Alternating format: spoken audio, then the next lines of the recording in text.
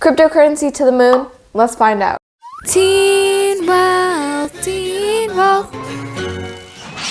Hey guys, Teen Wealth here, and welcome back to my channel. Or if you're new, make sure to subscribe as I post finance videos every single week. Also, make sure to give this video a big thumbs up so I know you actually enjoy. And disclaimer, this is actually in no specific order. I think that these are just cryptocurrencies that would have potential to scale and adopt in the future. So let's get into it. Number one is Bitcoin. And Bitcoin is actually one of the first cryptocurrencies to come out, and it absolutely dominated the market. Now you might be thinking, well, how come? Bitcoin is actually extremely scarce, and you might be thinking, well, people are mining it every single day. True. But if I went and Googled how long it takes to mine Bitcoin, it's gonna say 10 minutes. But with such little time probably comes a lot of money, and it actually costs upwards of a couple $1,000s to just mine Bitcoin and buy the actual machinery and equipment. But another reason why as to Bitcoin has been dominating the markets is because it's very safe and reliable because of the Bitcoin system overall. 15,714 businesses worldwide actually use Bitcoin as a form of payment, and around 2,300 US businesses actually accept Bitcoin.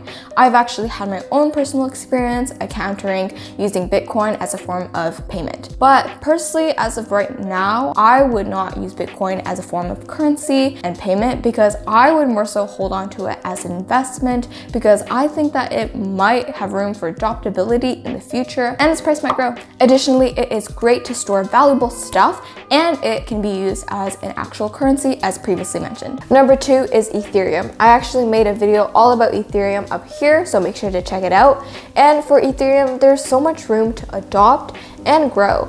It's got so many other features too, unlike Bitcoin, that are way more extensive, like smart contracts. Yes, Bitcoin has smart contracts, but Ethereum simply does it better. It's got way more features and it's actually able to perform tasks once something triggers it. So for example, if I were to set up a GoFundMe between me and you, this is a common example I use a lot, then I would set up certain terms on the smart contract and no one would actually be able to modify it because smart contracts are completely safe. Essentially, what happens is smart contracts can get triggered by an action. So if you donate to me, then that is a trigger action and then the money would come to me, which I can donate to charity for a probable cause. You can also tokenize assets. A lot of people are actually using a lot of digital art, so it can't be replicated, and you can also store data for third-party companies, and a lot of financial institutions are actually getting into using Ethereum systems. And since Ethereum hit the markets, it's actually been up over 1,000%, which is crazy. Also, Ethereum 2.0 is coming out, which means that it's just going to be able to scale up and be able to get bigger from there on out. Number three is Binance. Every single quarter, Binance actually burns out a specific amount of coins to keep its scarcity, because when there's low supply, there will be high demand, which fluctuates the price. In fact,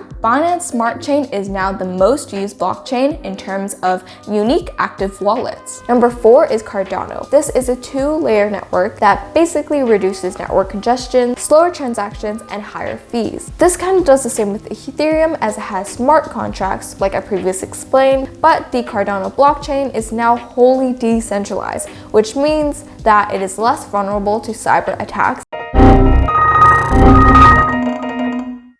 and it's pretty safe. Number five is Litecoin. Litecoin is a cryptocurrency that uses a faster payment confirmation schedule and a different cryptographic algorithm than Bitcoin, but it definitely has its similarities. It is a decentralized form of money, which is essentially cryptocurrency, which means that it cannot be moderated by central banking systems, aka the government. It is, according to Litecoin themselves, it is free from censorship and open to everybody. You can send low-cost, private, secure, and borderless payments to absolutely anyone, meaning that there's no currency exchange fee. Are you happy to be in Paris? We.